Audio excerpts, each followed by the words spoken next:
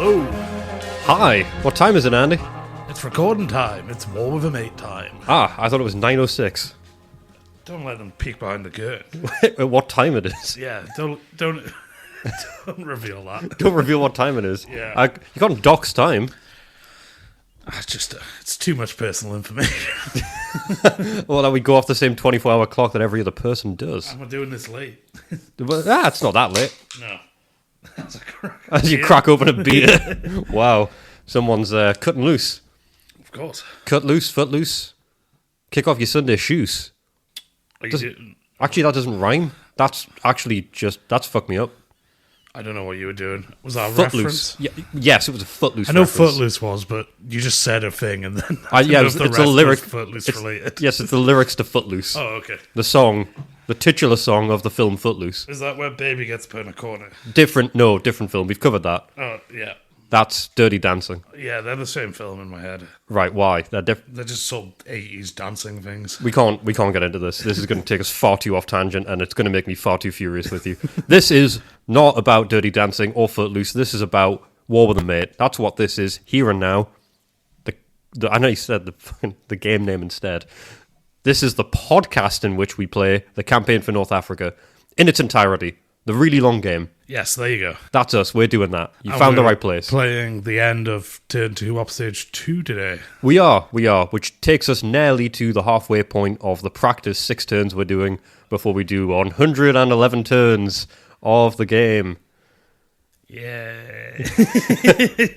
Oh. We haven't even started yet. How does that feel? Bad. Yeah? Also good. Why? Because if we hadn't done the scenario, the game itself would be fucked. That's true. One of us would already be in dire straits. But today, I'm feeling way better than I have in months, ever, actually, about my truck convoys. Yeah, you had a decisive truck. Well, you seem to have you'd made a move, but we'll get to that. You also just seem to have sorted your supply situation out. I think I've sorted out my supplies completely. I think they're working now. I think with the trucks, what I did the first few months of this game, well, nearly a year, is I neglected the trucks. And it's only recently I've got them back into a steady flow where now I think I know how they work. Yep. So going forward, I have no concerns about my trucks. And that should scare the living daylights out of you. I mean, it does, because you've got air superiority and more guys on the ground. My only real hope was that your supplies stop you using them. Yeah, and that was the case for a little while. But now, no more. Because that's what we've been doing today, isn't it? It's truck day. It's my most dreaded session of this game. Every time it rolls around every few weeks. I don't like truck day. I think, well, did you like it now? Did you not like it before because it wasn't working, or you just don't like the mechanics of it? I'd say it's a solid combination of both. Right. It's the fact it's not fun. It's the least fun part of the game. It's moving around resources. It's the least rewarding part. I wouldn't say it's the least rewarding on account of it being by far the most important. That doesn't make it rewarding. It sort of lets you do other things as the reward. Yeah, but that's like saying paying for electricity's fun. No, or it's like a nice purchase. You are right. Yeah, it's just something you have to do. Of all the things you have to pay for every day, not you don't have to pay for it every day, but every month that goes by when your bills come out, whether it's your phone bill or your internet bill, your electricity bill, your power bill is just the worst. They owe me like 2 months worth. How you managed to wrangle that? Because I don't send them meter readings very often. And they were You hear that, Octopus Energy? And they were overcharging during summer because I didn't have the heat on and most of the lights in my flat are broken. So there's very little power draw. That's a good point. You've always got at least one light bulb out in your home at any given time. Yeah, I need to do the bathroom one. Yeah, you've got to be careful with that. It was fine in summer, but the nights are pulling in. They are. I always dread when I have to use the toilet at yours and the sun has started to set and I need to whack out the fucking torch on my phone to make sure I'm not soiling your bathroom. It's always a risky play. Oh, yeah. But so far, I've only shat on the floor twice. Well, I've missed it. It's dark in there. You never go when it's light. I suppose moving away from how many times I've shat on your floor in the dark, what happened today? Well, yeah, trucking. My trucking was pretty simple. Yours is always just a straight line, I just left did a to right. straight line, and I'm setting some stuff up, so it was actually easier than usual. And then I guess I also, something I did, which I should have just done from the very start, I moved my SGSUs from Decalia, which is a city 2 hexes outside of Alexandria. The major difference being Alexandria has its own airfields like Decalia does, but also unlimited resources and supplies. So I've just moved the SGSUs there. That's a solid move. So I don't have to worry about them ever not having stuff. I don't know why. I genuinely don't know why I was thinking not putting them there to start with. Does that mean you technically have air superiority because you have an airfield with infinite supplies? I don't. That feels superior. I guess if you have one perfectly supplied plane against 100 planes where 50% of them are supplied, the person with worse supply does still have more. Because I think you've got double the number of planes as me, or at least you did to start with. Roundabout, you've not picked up you've not picked off enough where it's evened out. I've still Certainly not evened out. Yeah, I think you've killed maybe 10 planes. In the air, and then I killed the 5. Well, not killed, but I knocked the 5 squadrons out of commission. Oh, in terms of the ones that you've decommissioned, yes, you've taken out quite a lot. Yeah. But in terms of ones you've shot down that are non-retrievable, Yeah. it's, I think, maybe about 10 to 12. Yeah. Well, air combat doesn't have a huge attrition rate. Yeah, it's relatively safe. We tend to kick off and someone will get 2 or 3 kills in the first batch, and I'll go, oh, is this where this starts to kick in? And then it never is. And then it isn't. But yeah, it's pretty actually hard to shoot planes down unless you have a huge advantage. Which we never really have a huge gulf. No, I think because we're both using our like starting planes, there's not been the like mismatch of like Spitfires against your starting or Messerschmitts versus my Gladiators. Yeah, and our pilots don't tend to crop up all that often. A lot of my pilots are currently assigned to squadrons that can't be used because of the whole debacle at Fort Madalena, which I'm still not pleased about, but I suppose water under the bridge and all that. Now that the whole kerfuffle in that space has kind of pitted out a little bit. Yeah, but you made a move on your phase. So I did. You sorted your normal trucking out, and then you had a little cheeky truck convoy have a go at moving. Well, I thought, truck convoy, not really fun. I don't like truck day, but why not make it fun? It's down to me. Beauty is in the eye of the beholder, and I beheld beauty. Yeah, you fired them along the track from Fort Magdalena to my supply dump. Yes, supply dump 18. Slightly to not go through the zone of control of the 7th. Yes, they've been sat around there still, and my guys have been eyeing up that supply dump you've had for a while, because I've been thinking this whole time, is it fake or is it real? And today I thought, fuck it, let's have a look at this. And turns out my truck has just enough CPA to not only zip round past there and steal some supplies, but then also to dart north. And give them to one of your units that were undersupplied, I think. No, these are the new units. These are the ones I hadn't found for most of the game. Oh, okay. This is the wall that I've made. Oh, so did they have much to give them? Or did they, join them? It's more for them to sit there with extra, because as you know, I took ammo. Yeah. And ammo, I can just use that from the same hex that it's in. So... Oh, yeah, so they're sort of pseudo first-line trucks at the minute. Yeah, I just thought I can zip them over there. If the breakdown happens, which it did, only 10%, mind you, then they're there with extra points of ammo. It's not a whole lot of ammo that I took. Because there was 500 ammo. It was pretty close to full of ammo. I was genuinely terrified when I saw how many supplies you had at that supply dump. I thought it might have been a dummy, but you had 500 of everything. Yeah, I'd filled it up to an op stage previously, and then no one was really pulling from it. Yeah, I've been pleased that I now know that's definitely a supply dump, because now that's something I want. Yes. I want to capture it. I want it to be mine. So when I drive off the 7th, I'll take that, and that will be my little way station on the way to Mercer Matru. Well, the 7th are going to go and basically take the remainder. No. Is that... Oh, okay, you just don't want me to. That's not a thing. Okay. It's hard to tell. Maybe it's a thing, maybe it's not. It is a thing. I have a plan. Oh, okay. I actually do have a bit of a plan to take that supply dump for my own. You can have it. I can have it. Yeah. Really? Yeah. Has it got that easy? I Have we don't become need- that disengaged? I don't need it. You don't need it. No. There's so many supplies in there. Yeah, but there's no one around that use it. Seventh. The seventh are there. They've always been there. Yeah. That's where they live. It's the house. Yeah, I guess. Oh, I wish I'd moved. I could have moved the 7th into the supply dump last turn.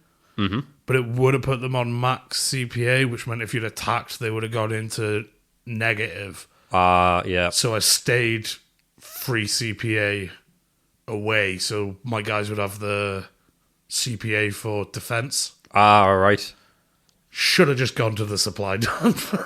I mean, the only thing it would have stopped is taking the small amount of ammo that I did. I'll be quite candid with you here. I haven't even taken 10% of the ammo that was in there. Yeah, because I had 500 in, Roundabout, yeah. and then 2/3 of it is gone. Is it 2/3 or 1/3? 1/3 you can use, so 2/3 is gone. That's a rule that we were quite shocked to read today, is that whenever an opposing force arrives at a supply dump, 2/3 of the ammo is discarded because it's not compatible with their weapons. Yeah. Which means I've now essentially eradicated 2/3 of the ammo from there. If you show up and try and use it again, you eradicate another 2/3.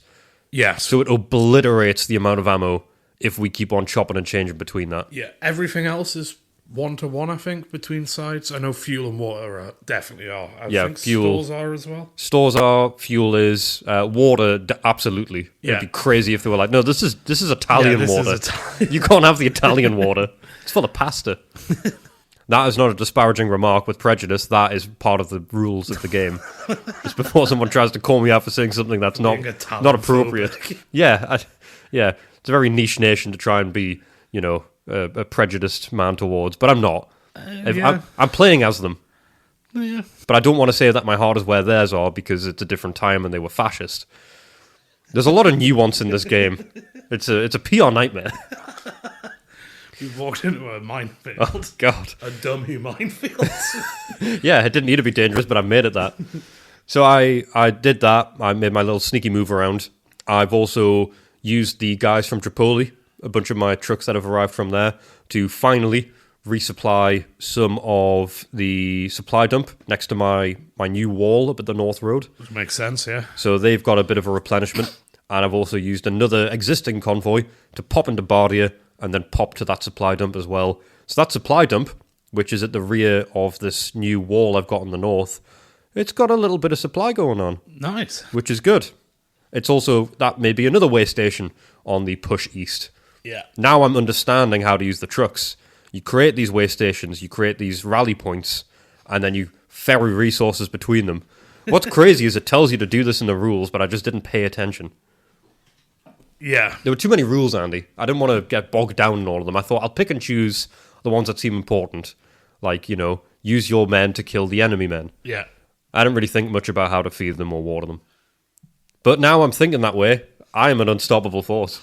Yeah. And in a genuine threatening way, I think you might be in trouble. I am. I am. I also zipped a convoy west over to map B, where a bunch of my airfields needed some desperate supplies. Yes. So now they are stocked up. A lot of stores have been sent out, which will tick them over for the foreseeable for the SGSUs. Some water, which wasn't massively needed, but still beneficial. Ammo is where it was. You got a lot of ammo to them. Ammo is what was needed. They're fine for fuel, but ammo was the real hurting point. Yeah. Because those bombers... Go for it. Well, that's why I'm just moved them to Alexandria. It was adding a stop for my trucks to go from Alexandria to there, drop a shitload of stuff off, and then go back to Alexandria and reload.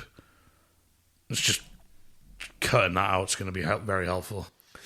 All in all, I didn't mind truck day to day. It's still my least enjoyable part of the game, and it was a fairly brief one. We did the trucks, and that's kind of it. I still need to do the breakdown for my units from last turn. Yes, because we'll do that at the start of the next one, I think, because Yeah. we've got a couple of bits of admin to... Yeah, it's vital that I do on, that. Sort of pre-going and up stage 3, I guess. Yeah, been a busy week. A busy week. I did not have the time. That needs to be done next time. Maybe I'll do it, actually. I might do it beforehand. I've got all the breakdown written down. I just need to roll it. So, yeah. I'm going to make sure I've got all the breakdown mapped out during the week. And then when I come around next time, I can just throw down the dice. Then we can figure that out. Yeah. But we did roll the weather. We did hot weather again. Hot weather again. Woohoo! No, why? That's not good for anyone. You know that as well. It's worse for you, I think. Want to recap what the hot weather does? Should we do a little pop quiz for each other? Oh, God. It doubles water usage. It does. It affects your construction. Requires double. It doesn't do anything to aircraft, does it? It doesn't to aircraft, but it does to trucks. And then also there's an immediate 6% free. There's an additional percentage. I forgot about this. To be taken off immediately. Water distribution. Yeah. That's bad because one thing I've not been focusing on is water. Well, you need to take it off now, not water distribution. Yeah, I need to do that now. 6%. Because you can get that. You can I can have my 9% and then an additional 18 if it's all hot. Yes. Which goes from evaporation's you keep an eye on it, but it's not a major threat to oh boy. Yeah, there goes all my fucking water and my fuel. Vehicles break down easier. That's it. Yeah, they move. Is it one column towards the worst result? One to the right. Yeah. So trucks now essentially just move one to the left instead of the beneficial two to the left. Which means some of the short trips will actually have breakdown potential. Yes. Whereas a lot of them don't. Such as your road that I've blown up a little bit. Yes, because currently that doesn't cause breakdowns. It does change the range because of the CPA, But hot weather it does. Yes, it will cause a problem. Yep, hot weather. If you want to get them back that way, potential breakdown. Maybe hot weather isn't all that bad. Yeah. Look at that. Look at you liking hot weather. You taught me right. Was this our common ground? Yeah. Hot weather's good. I think next turn will be good. Not next turn, sorry. Next stop stage. Jumping ahead of myself. Next stop stage will be a fun one because we've got... I think for you. Well, yeah, sorry. I'm talking about, my perspective. It's going to be really fun. For you, it'll be engaging at least. Yeah, there'll be a lot of stuff happened to me. That's a really optimistic way to look at it. So much is going to happen to you, Andy. You're going to have a really eventful op stage. Yay. I don't know, this hot weather's kind of pissed me off a little bit. Maybe it won't be as active as it once was going to be. I was honestly hoping for worse. Worse? Like rainstorm or sandstorm. Why? Shut down air stuff for a turn or two.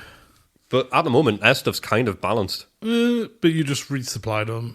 Yeah, but that's why it's balanced. Otherwise, it's just in your favour. Oh, okay. Because I had such short supply.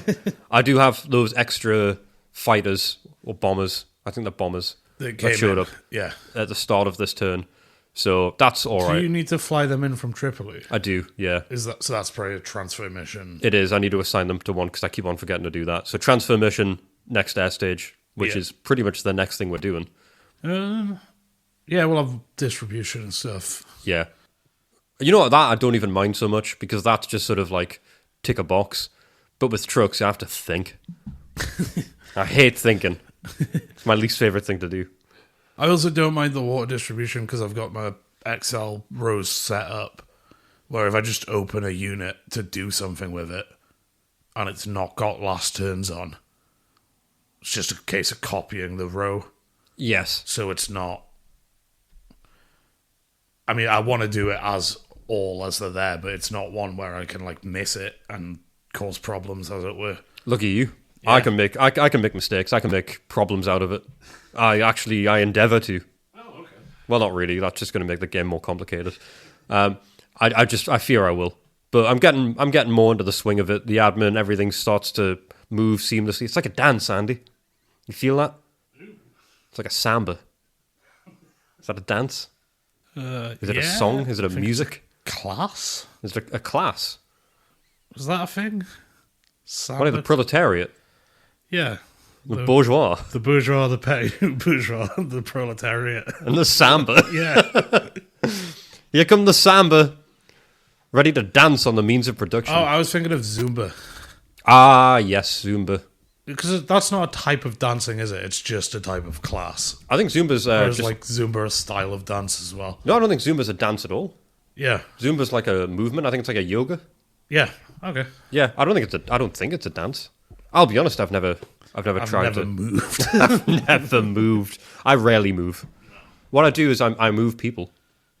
Oh, that's nice. So do you. You move people. Oh, thanks, buddy. We move them in mysterious ways, and they move us too. With their messages, their emails. Just their emails, really. That's how they get in touch with us. Well, sometimes for a web form, but that seems to have dropped off. That's a good point. Occasionally we get them, but for the most part, through those glorious, glorious emails. And I think we should tap into that. We should feel moved. I actually did a test when I set the contact form up and it worked, but since I set the contact form up, no one's messaged through the website. So I might be spending a bit of time the next few days debugging that. I'm or sure maybe it works. no one's sending anything. No one's sending anything in, Andy. Don't worry. It ebbs and flows. We get these in waves. We have had a few emails come through. We have indeed. A fair few. You got one for us? I do. This email comes from Oryx, which is an awesome name. Hey, y'all. I just wanted to start by saying your podcast is absolutely brilliant. Oh, Oryx. You guys really are mad lads for doing something I wouldn't even wish upon my worst of foes, lol. There we go. Brought back down to earth. Thank you. I'm currently on episode 30. Been recently binge listening to y'all's podcast for a weekish. There's the y'all. While at work, which I recently was told I was fired at, so you guys have really made the blow a little bit more manageable. Thanks for that. Oh, shit, I'm sorry to hear that, Oryx. That is never an easy situation, but I hope you're back on your feet soon. And I also... Sucks. Yeah, I think we've both been on... both been in situations where there's been redundancies at work. Yes. There's been big changeovers. You leave a trail of destruction in your jobs. The companies you work at never seem to last long afterwards. Well, none of the companies I've left in my career at this point still exist. Do you have anything to say about that? Have you done something? I'm a good employee and they couldn't do without me. That's how I'm spinning it. That sounds like sabotage, but okay. Oh, dearie me. But no, Oryx, we feel your pain there. We've been there. I hope you're up on your feet. And I also love a good binge at work of podcasts. In fact, sometimes I'm surprised I wasn't fired for just binging podcasts at work. But enough about myself. I've been thinking of a good question for y'all, and I think I finally got one. So, when you're reinforcing a division, how do you do that? With toe points, capability points, or is it as detailed as individual squads? Where do you get your reinforcements from? Is it a reinforcement pool of points, or is it a case of infinite points of whatever you need, just need to bring it there along with your dead camels? So, on that point, the reinforcements, so if you've got a different unit, if you've got a battalion that you want to attach to a division, you just wander them over there and you expend some CPA and they can just join up as long as there's room. Yes. They have historical designations. Anything that's historically attached to it, you can just add back. Yeah, you clip them back in without any real issue. If you're putting stuff that isn't assigned, it's limited by the size of the thing. So for a division, I think you can do 2 infantry and 1 armor, and then of sort of unassigned stuff. But there's also... You also get historical reinforcements on the arrival chart, which is when a unit arrived in the conflict. Yes. Historically. Then you also have replacement points, which we've not got into too much yet, I don't think. No. I've not really used them too much. I might have another look at them. But they'll be coming up for me soon because I've got those tanks that I'm repairing and they become replacement points. yes. So I'm going to then look at replacing some, because I can only imagine some of that wall that I've moved over along the North Road. I've got tanks in there and they moved quite far. So I think they'll probably break down. So when they break down, what you can do with these replacement points is slot them back into a unit that lost toe points through whatever means, and the replacement points just fill that tank back up. So if you've lost 2 toe points of tanks, for example, and you've got 2 replacement toe points of tanks, they just sort of backfill that loss. And then when it comes, as you said there, Andy, the reinforcements, they're scheduled historically. So some units show up on certain turns. There's a full list of when they show up. So for those ones, you've just got more units on the board, extra counters. But you can amalgamate groups with restriction. You can use replacement points to top them back up, and you get some scheduled. Same with aircraft as well, they get scheduled. I also get Commonwealth production, so every turn I get trucks, depending how many on the roll of a dice. And also through the game, I've got a production thing where I can make certain like guns or tanks, but they're like limited. Yes. So I can make, I don't know the exact numbers, but I can make like 3 Mark 10 tanks, for instance, over the course of the game. Yes, so this means to manufacture and produce things. Some groups, like the Long Range Desert Group, are optional. You can construct them out of a few different units. Any armoured recce vehicle. Yeah. Yeah, and then I think some special stuff, like we both get our version of the Long Range Desert Group. You've got another special forces thing, don't you? I do. It's like an SAS kind of equivalent. Yeah. So like a commandos. Yeah. So yes, there's a few units you can make as well. You can assemble at your own leisure, which sort of leads on a little bit to your second point in terms of different units. Secondly, how do you reinforce your planes or bombers when you inevitably lose it? Cough, cough, James. Lol. Ha. Oh, very funny, Oryx. Yeah, James gets his plane shot down. But as we said before, it's not that many, is it? So, is it the same situation as previously mentioned? Infinite planes, just get them there. No, unfortunately, they're scheduled. And I think purely scheduled? Yeah, so I got 12 in turn 2. I got 36 in turn 2. Lucky you. Not any more for a while. I get another 12, or maybe 24, I think it's 12. Another 12 between turns 3 and 6. And those ones I just schedule as and when, but they all show up off map. And I need to schedule the flight over. Actually, just like we covered before. So I need to fly them over on a transfer mission. Yeah. So those are also predetermined by history. And that's when they rock up. So that's how that works. And we've also got, I'm also wondering, when you inevitably finish your scenario, will you be listing the most successful units, divisions, battalions, squadrons of bombers, and individual pilots? I think it would be loads of fun. And maybe you two could have a tiny reward for the individual with most successful bombing runs, or most planes shot down, and the reward would be a glorious poncho. Well, wouldn't that be nice, Oryx? Unfortunately, we're still sourcing our ponchos. They're tough to get, but... And right now, the reward for this practice scenario is a Kinder Bueno. So if some lucky duck is getting a poncho just because they've got the best bomber, then I would love my poncho, Andy. Well, it's not. We've not agreed to that, so... Yeah, but if we did... but we haven't. Yeah, but a listener suggested that. That's kind of rude. Are you going to just kind of shrug off what the listeners want? Is this not all for them, Andy? What's going on here? Fine, we'll do ponchos. Yes. This is a trap. I've been doing worse since this email came in, so you'd be overconfident. Perfect. Anyway, that would be all my stupid questions. There's no stupid questions, Oryx. If there was, we would have had to shut down this email box a long time ago because, oh my goodness, we can't handle anything that's about us because the whole scenario is stupid. Us playing this game is stupid. So if we didn't accept questions that were stupid or stupid orbiting, this wouldn't be possible.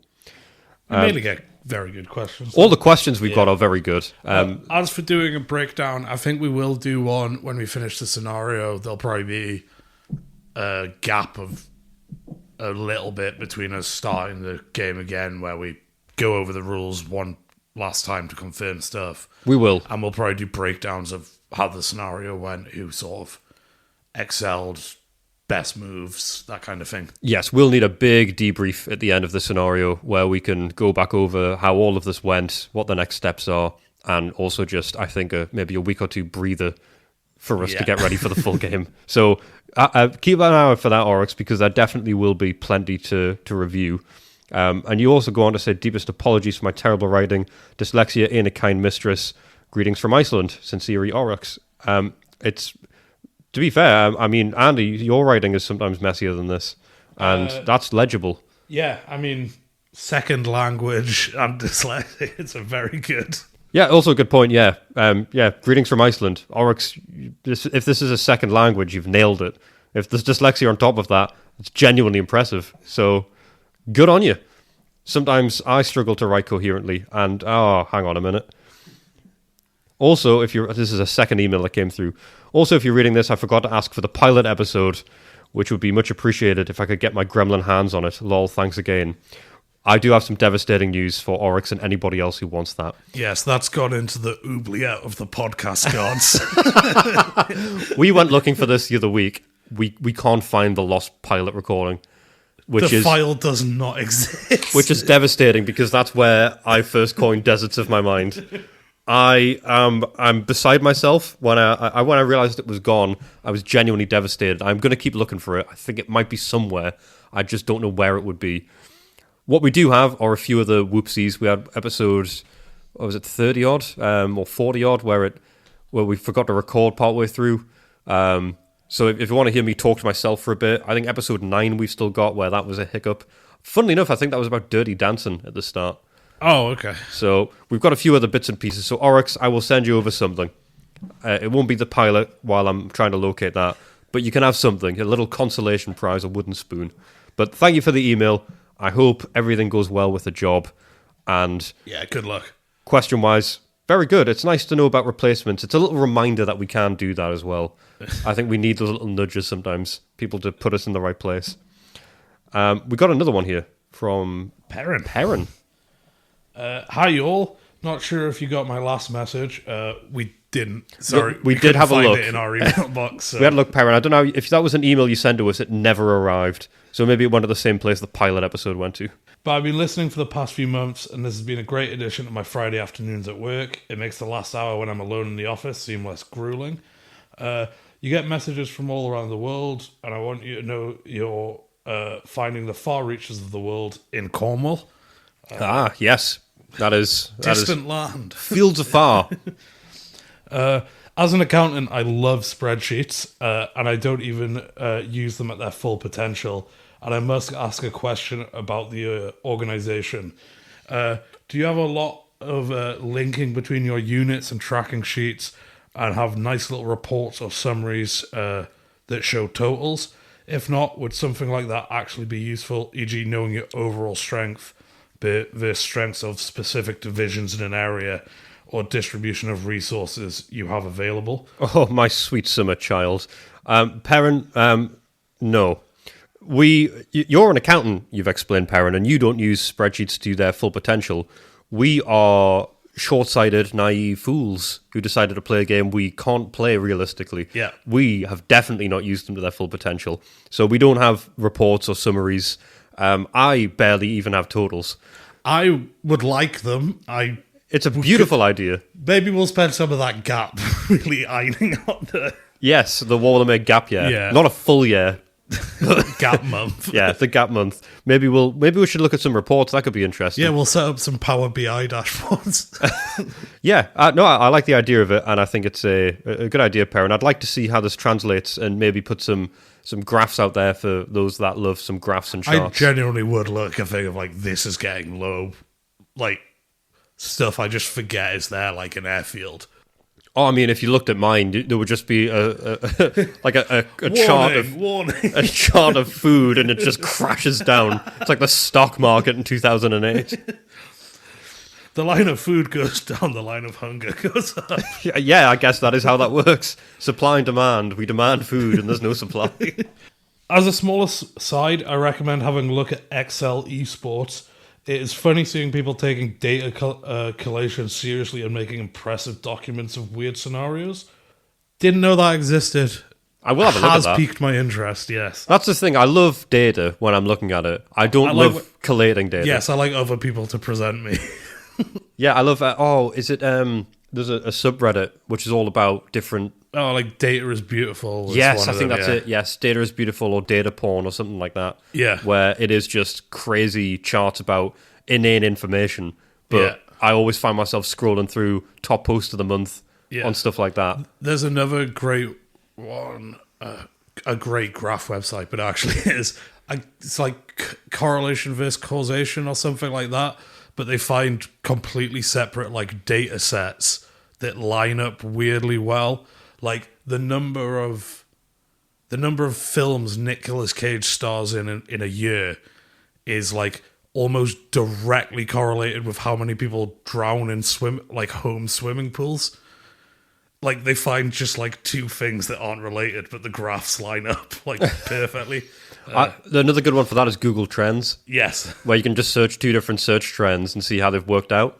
I think this is correct. Correct me, world, if I'm wrong. I will check this afterwards. I'm interested. But I'm pretty sure there's been no Shrek film ever released under a Conservative government in the UK. I think they've only been exclusively released under Labour governments. Well, they're clearly a metaphor against liberal power structures. Yeah, Shrek is partly political. And in any case, you didn't see my last email, I highly recommend Jack Churchill for the history. His nickname was Mad Jack.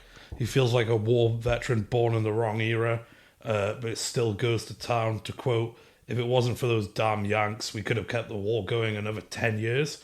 And his choice of weaponry was certainly fitting his name." I know a bit about this guy. I think he would be he'll be a fun one. Oh, well, watch this space then, Perrin. It Yeah. seems as though Andy's already got his eyes on him. I don't know if he ever shows up in North Africa, but just the story of what he does is probably just worth telling.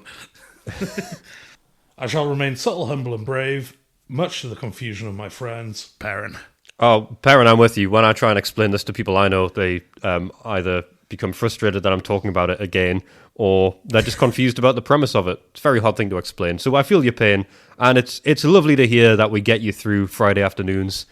I've had many a podcast get me through some Friday afternoons, so it's lovely to be that for someone else. I'm very glad you spend those afternoons listening to us talk about this. Yeah. Feels like you could probably do something more productive with your Fridays, but I'm very, very grateful that you're not. He's in the office. Yeah. Well, we don't know that it's an office. Is it an office? Just at work. Could be anywhere. Could be in the shipyards. Could be a forestry ranger. Oh, I like that. That'd be interesting. I don't think you should have headphones in during that. Hey, you just walk the forest. Play it out loud. That would scare the animals. Yeah. Woohoo! Woohoo! We need to get some sort of mating call, see if we can get all the animals to flock to Perrin. We'll just play a high-pitched noise that draws animals. Just underlaying the podcast. That's a great thing. Yeah, I guess we don't auditorily abuse animals enough in this podcast, so let's get into that niche. Yeah, let's drive them wild. Oh, well, thank you for that, Perrin and Oryx, and everyone else. There's still quite a few emails that we've got in our little backlog there. But anyone who does want to get in touch, you can do via our email, which is info@warwithamate.co.uk, and our Instagram, which is just warwithamate, or at warwithamate, as the Instagrams would call it. And the website, please, for Andy's sake, if you want to diversify things a bit, go to warwithamate.co.uk, send through a web form, just to convince Andy it's working. Maybe also email, just to be safe, but yeah. Yeah, we might not get the web form, we don't know if it works, but we do have all of those options, and we'll read anything. There is no stupid question. What we're doing is the stupid thing. If you're asking a question about it, then you're allowed. It's questionable. And if it's not about this, we'll probably read it and answer it anyway, to the best of our abilities, and our abilities are limited anyway. Oh dear, Andy. It never gets any easier, does it? No. Getting through the game, getting through the emails. Oh, the emails is easy. That's a nice distraction from the game. It's been nice that it's been consistent as well. We've never, since we launched it, had a week where we've not had emails to read. A couple of scares, but... Yeah, we had a couple of scares. But you guys came through. You always come through. Please don't leave us high and dry. Don't leave us like my men in the desert. Don't leave us starving. Then we have to come up with a new segment, and at that point, God knows what we'll come up with. It'll probably be bad. It'll be... Yeah, you this don't is a threat. Keep emailing us and we'll make bad segments. You don't want another common ground, all right? That's already purely hubristic charm. We think it's fun. We don't even know that it is, but we have a good time doing it. Don't let us do that again. Andy, I think we should go to one of our more fan favourite segments, one that is very coherent, very well put together, well researched, and just slick. I think it's time to delve into history. Yeah, and we'll be final one of our ABC series so far. Andy, I've got to the point now, and it's genuinely damaging. I get upset when we get to the end of a history segment. I get genuinely attached to these characters. Do not worry. We're just running him up to the start of World War II.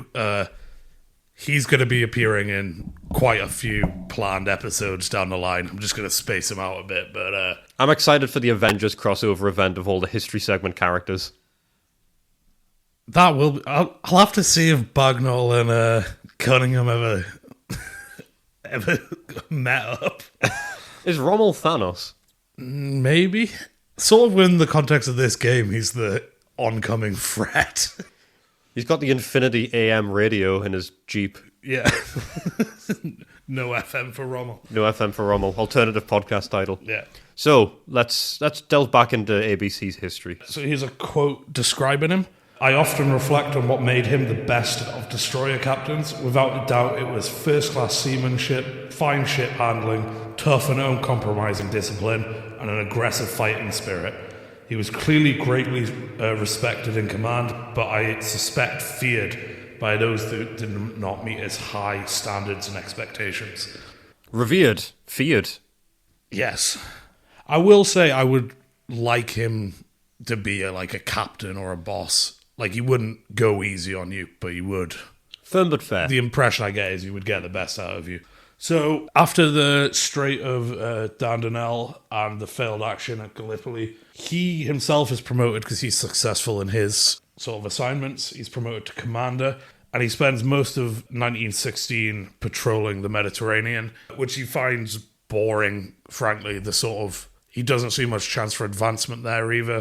Things are sort of drying up. So he requests a transfer, and he moves over to the Dover Patrol, who patrol the Channel and the sort of coast around England. Okay, yeah. Here he fights the Germans again.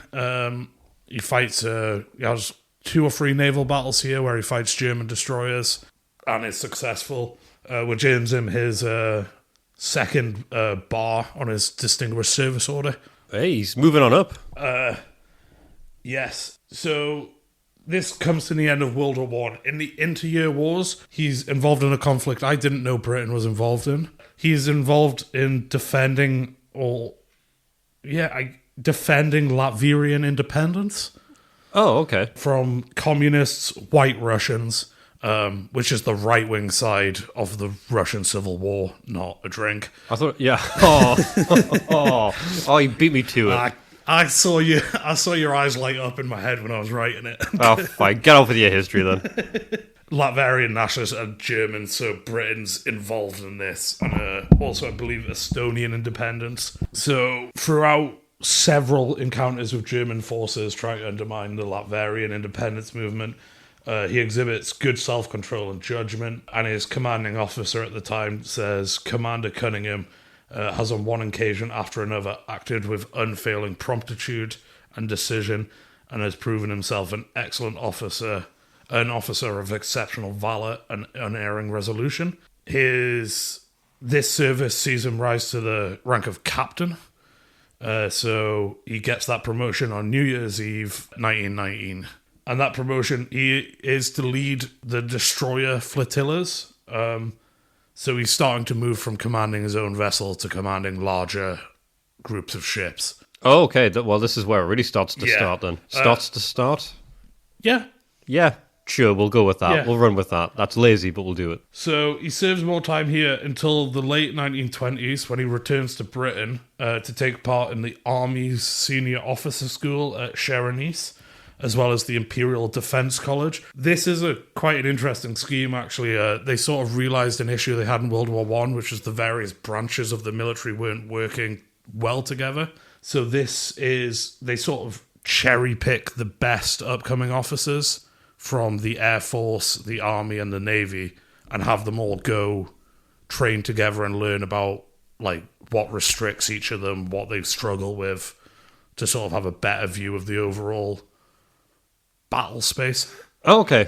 Sort of like a think tank. Yeah, kind of. That's probably a good way to describe it, yeah. So the IDC had been in existence for some years. Its admiral object was to bring together senior officers of the Royal Navy, Army, and Air Force with officers from the Dominions, and to train them with knowledge of each other's problems. I look on my year at the IDC as one of the most interesting and valuable I have ever spent. It was mostly new ground to me, and at times the going was hard, but expert staff were already to help me out. I learned a lot, and the association with civil servants, with their views and ideas, was entirely new to him, which was particularly valuable. This is also the first time he ever goes up in a plane. Oh, wow, he's went airborne. Yeah, another guy there who will become the leader of the British Air Force. Oh, so rubbing shoulders with some high wingmen. He's running the Navy, this guy will be running the Air Force. Like, this is the level of guys at this school. Okay, so these are really the top dogs, creme de la creme. Yeah, well, he has a bit about selection here, which I quite like. Students were supposed to be specially selected for the course, and this method was rigidly adhered to by the Army and the RAF. In the case of the Navy, however, it was sometimes the custom to take who was best available, a bad practice which occasionally resulted in naval students being of inferior caliber to their military counterparts. However, I would not complain, as otherwise I do not think I would have been selected. He's back to being really subtle and humble. Yes, he is. Still brave.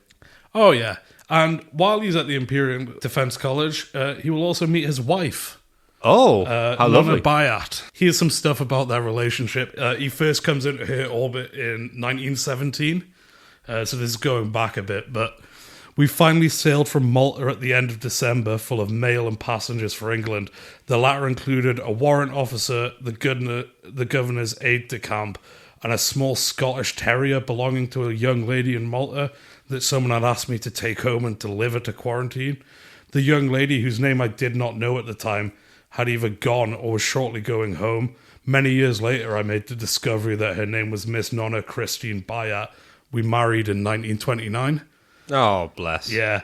At Trinidad, we stayed with Sir Horace and Lady Bayat, where I finally made the acquaintance of Nonna, Sir Horace's sister, and discovered it was her Scotty who I had brought home from Malta.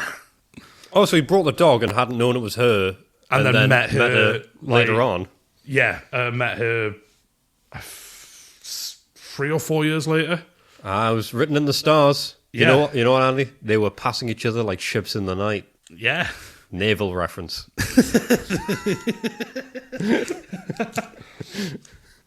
So back to his military career. Yes. He's then promoted to Vice Admiral in July 1936. At this point, the job becomes a administration and management job. He's not on ships. He's sort of back in England in an office, which he doesn't like. So he should have been out of action for quite a while here, but one of his superiors got sick. So he got to assume the role of second in command for the Mediterranean fleet. And as he does, he takes over the HMS Hood to be his flagship, which is a unique one-off ship design. So he's got his own one-off flagship. Oh, okay. The ship was going to be the first of its kind, but then during World War One, they realized, we made some pretty big design problems with this. So he gets the one dodgy ship. Well, they fixed the ship, and then they're like, it's more expensive to fix than we're just going to make a new design. So he's the only guy with this type of ship for a while. Hey, you got a unique ship. That's pretty cool. Yeah. I would like that. I'd like a one-of-a-kind ship. Bit of a Millennium Falcon kind of situation. And his arrival on the ship is quite fun. I'll just jump back into it here. He was met by Blake's flag lieutenant, James Munn, as he's approaching the ship, a young officer he knew well. In spite of his persuasions, I went on board the Hood at once. I was not popular at all, as they had hoped I would not appear before 8:30. The captain, indeed, was still in his bath, for which I do not blame him. Oh, that's an awkward one to walk in on. Yeah. To someone who spends his entire life on small ships like destroyers and stuff, this is he describes it as palatial in comparison. Large and airy cabins on the deck above the quarterdeck with great windows instead of the ordinary portholes. He describes this as massive, and I guess it is for Navy standards, but it would be fairly disappointing as a room to be in. But he was on what was that ship he was on? The really cramped one. The Doris. Yes, the Doris. Compared to the Doris, it's beautiful. Yeah. Well, he's also moved from the gun room to the captain's cabin. But even in destroyers, which are smaller, the captain often slept in a room with other people. Just to save space. And now he's got his own room, as it were. Ah, God, I wish I had my own cabin. So these promotions will keep coming until he eventually earns flag rank of Rear Admiral of Destroyers in the Mediterranean. And during this time period, he spent a lot of time drilling his crews with maneuvering, like submarine detection gear, and also moving at night, which means his fleet is probably the best drilled in the world at the time World War II starts. Just very high standard of training he's got them to in the interwar years. Yes. Cunningham himself describes the Mediterranean fleet as the finest command the Royal Navy has to offer. And in the book at the same time, he says he probably knows the Mediterranean as well as any naval officer of his generation, because he's been patrolling it during World War. He spent a lot of time in the Med, which serves him well because he becomes the Commander-in-Chief of the Mediterranean on the 6th of June 1939. As Commander-in-Chief, his main concerns were the safety of convoys heading to Egypt and Malta. And another thing, you might have noticed, you don't have ships in this. Yes. That is because of him. It takes place over 2 battles, which will both be covered, but he wipes the Italian fleet out of the Mediterranean. Cunningham! Yeah. So we'll leave him there just at the start of World War II, but his story's definitely not over, and we'll be coming back to some of his exploits later on, but setting him up as a character who's going to play a major role. Well, I hope we come back to him, because I have this crushing sadness every time we leave them behind. It's I think the worst one for it was the Maori. Yeah. That one was particularly devastating to say goodbye to, but I'm going to miss Cunningham. Yeah, he's... I think there's something about his sort of... It is quite a humble story that he tells in this book. Yeah. This is an autobiography, isn't it? Yes, and it goes... He wrote it in 1951, so it's also quite fresh. Because there's something about somebody who's so accomplished being very blasé about all the accomplishments that he's made. Yes. And still going on to do... I mean, yeah, wiping out the Mediterranean fleet of Italians, and then still going back into the book and talking about all of these things, acting as if he didn't really earn or deserve them, and that he was only picked because the selection process for the naval branch was haphazard. Yeah. And that it was just who's available. Which I don't think is the case. I'm going to have to do some more research, but I think he's been on the fast track to a certain extent, or certainly been watched for and groomed for this for a lot of his career. Yeah, he doesn't give off savant vibes. It seems to be the case that he is just quite talented. Yeah. There's something about him that's quite charming. Yeah. I'd also recommend the book because it's got, as well as the military description and understanding the naval stuff, which it helped with a lot. He's a good writer. It's also got some really great slice of life stuff in there. Yeah. Like the cooking bacon on the train platform. I love that. His horse that has to go 90 degrees, or the like newspaper they made. There's a bit in it where one of the first guys to receive a medal from, I think, King George, it's like early on in his life. It might have been Queen Victoria, actually. She reportedly puts the pin in through his uniform, but doesn't like bend it fast enough, so she just pins it into his chest, and he just stands there stoically and doesn't react. There's a lot of... It's very personable, as well as giving you the overview. So, yeah, I'd recommend it to listeners. Yeah, you know what? I might even give that a read. There's something quite... I don't even know what the word is. Nice, maybe, or warm about hearing all these like very human stories amongst like a war setting. Yeah. All this horrible shit going on, and these people talking about these nice moments or these funny anecdotes. And it's like, it's wild that you get these in such a strange environment. Yeah. I say strange, a dangerous and terrifying environment. Well, there's also the saying, like some version of this people will have ever heard, I think, of like, war is like 99% boredom and 1% sheer terror, or some version of that where it's like just waiting and then very brief moments of activity, but most of it is like you marching or like sitting in like a defensive position with like your mates, I guess. Yeah, like those moments are important as well between the battles and stuff. I think it's an exacerbated aspect of, and this is a very strange and maybe bold comparison to make, but sort of an average work day where you have these sort of slogs 9 to 5, and then you do have these moments that you remember, which is the nice moments where you are, having a fun time. Yeah. And you're in amongst a work environment and you spend all your time there, but you do have these nice moments. You get a bit of enjoyment about it, and those are the things that you tell funny stories about. It's not the job itself. And I guess it's part of that. I guess, if anything, just sort of the inverse, where here at war, the thing that history remembers are the 1%, the terror, the excruciating fear and the horrors of war. And it's actually just, apart from that, you spending time with people you're incredibly close with. Yeah. I think also a lot of history reduces it to like blocks of people. Yes. Or like formations. I think it's good to remember that like every guy in there was actually a person with a life and with anecdotes. And great story. A lot of them will just be lost now because they were people who didn't write them down or tell them.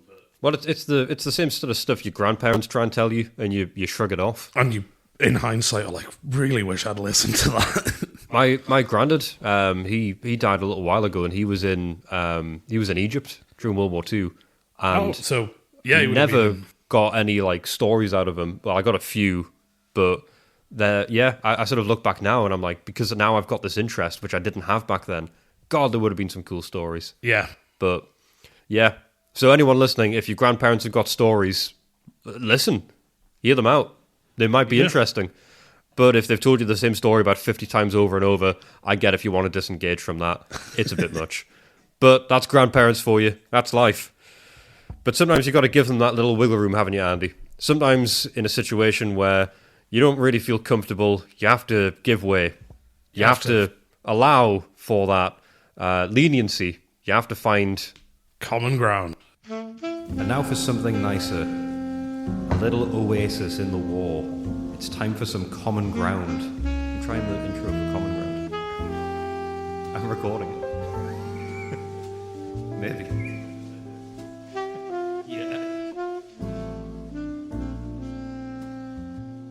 You have to find that common ground. And I've got one for you. Okay, this isn't even for my... Are you annoyed at me today? Have I griped you? I guess I'm more... You've wronged me more. Yeah, I've wronged you more. Session. It's not often that I'm standing up here in my ivory tower, on my high horse. I don't know if the high horse could actually get into the ivory tower because it's got a spiral staircase. So it'd probably be difficult. You can get them up, you can't get them down. Ooh, that's deep because of arrogance. And the way horses' knees work. Yes, I guess that's it. It's both the physiological design of the horse and the architectural design of an ivory tower. All ivory towers, fun fact for listeners, have spiral staircases. Well, how else are you going to get up? Exactly. Don't fact check that, by the way. Nice. I don't even know if ivory towers are real. So, common ground this week. Let's hear it. I've got an idea for a business or an app that I think's good. This doesn't sound like a common ground. Do you know who I am? This isn't Dragon's Den. I'm going to pitch you and see if you like. I've done that with the dig rooms. I'll occasionally pitch a business. Yeah, I didn't like that one, but I suppose maybe this is better. It's the app. It's called Harangue. Okay, this sounds interesting. And I think it'll have high demand, but maybe low supply. Okay, that's always good. It's a reverse...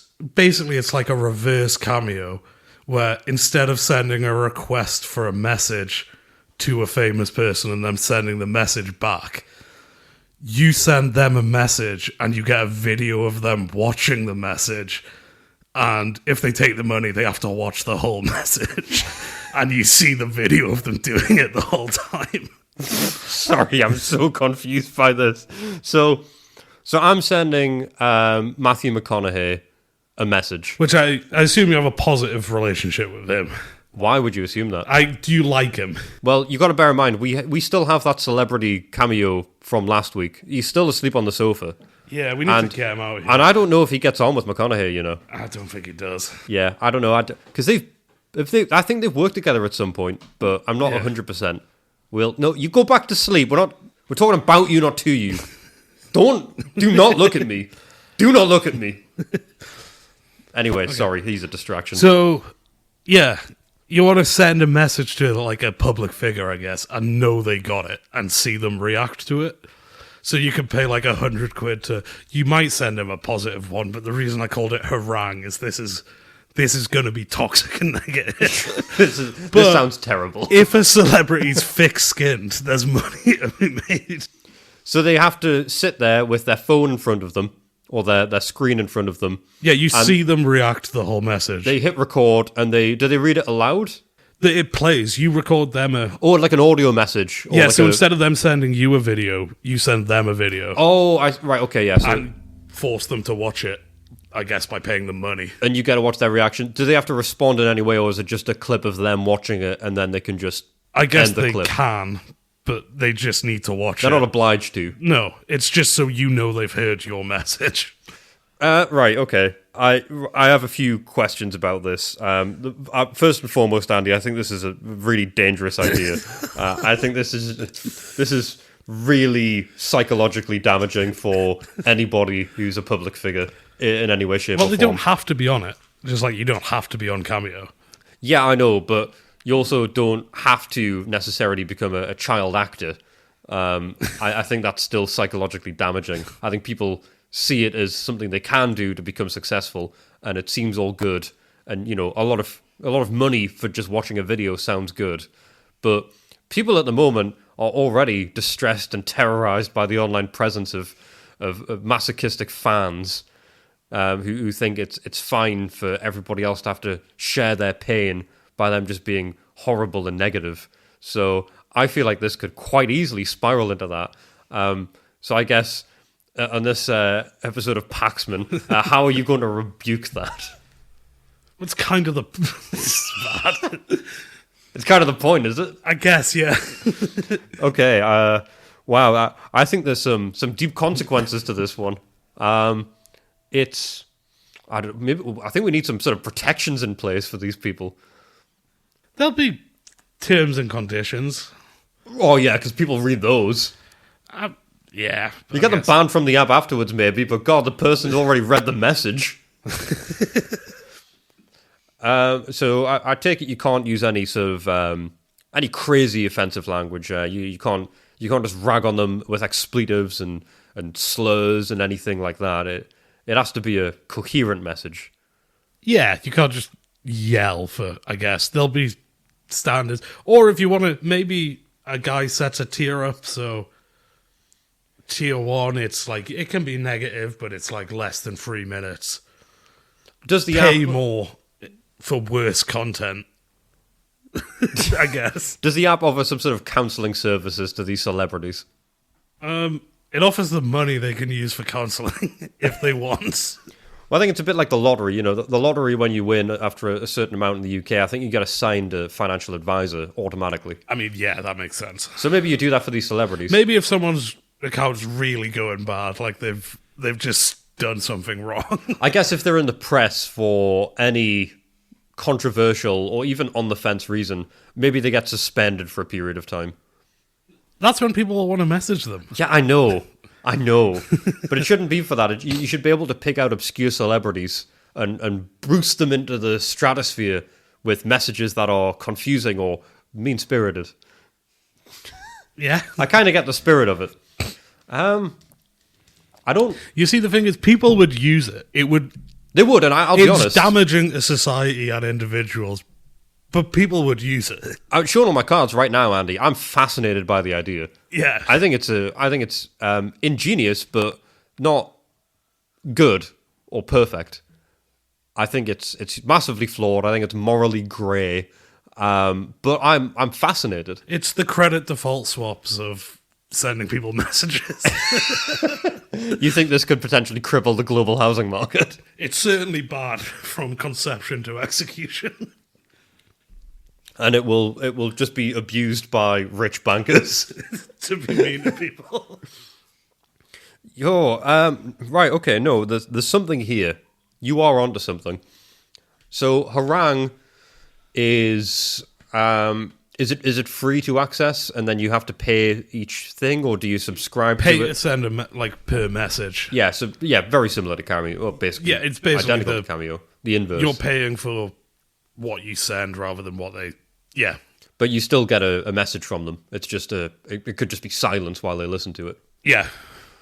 Maybe you send them something nice, they send you something nice back, but they're not obligated to give you anything more than the reaction. Yeah, okay. I guess you can do that with Cameo already, you know. Go on. The only thing is you don't get the reaction back necessarily. But you can put... Mean things in. You can put anything in the request. You can send a Cameo request to Aaron Paul from Breaking Bad if he's on Cameo. I don't know. This is just putting it out there. You could put anything in that Cameo request. It could be mean. And I do not endorse anyone does this. It's a bad idea and it's a horrible thing to do. But you can't put anything in that request. He doesn't have to reply to it. But you don't know he's seen it. It's probably being like his assistant. I guess it depends on the celebrity. Yeah, I guess it depends on the level. Not everybody has an assistant. No. I think it's got some legs to it. I'm gonna... If I'm not responsible for any of this, I'm going to give this a tentative yes. Okay. I think this is an interesting common ground for me, Andy, because I love the idea. I would hate to be associated with it.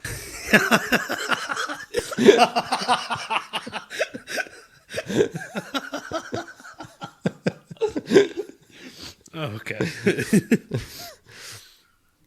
If I knew this app was going on, I'll be honest, I would never use it, but I'd watch compilations of it being used on TikTok. Yeah. I think that's the issue. I think it speaks to the shallow world of consumerism at the moment, and the fact that I really want to watch videos of this app, but never use it and not be responsible for it, I think speaks to the sort of spectator and bystander effect of current entertainment. I think what you've done is you've really shone a light on how cursed we are in the digital age with the accessibility of mean-spirited remarks. Yeah. Let's monetize that meanness. But the thing is, you're giving it to rich people. What do you mean? I mean, celebrities are rich, and they're the ones who are going to be using this app to make more money. Yeah, but they're doing that anyway. We can't act like that, though. We can't see the world through that lens. We need to be better. Okay. But for now, let's having said that, I'm willing to give Harangue a go. I think it'll have a nice 4 months in the spotlight, and then it'll be banned in every civilized country in the world. Oh, this is a getting and out. This is a pump and dump scheme. Yes. And it won't be the big celebrities. It'll be the ones who are down on their luck. No, it'll be like people yelling at like a Chuckle Brother for some reason. It's a horrible app. You say a Chuckle Brother. Think there's just one. There's only one Chuckle Brother left. Yeah. That's why I said A, not the. And is it Paul or Barry that's left? Paul? I don't know. Okay. I'll be honest, I don't know. I can't remember. But yeah, I think it would be successful. Chuckle, chuckle vision. Chuckle vision. Chuckle, chuckle vision. God, they used to put anything on. You can talk.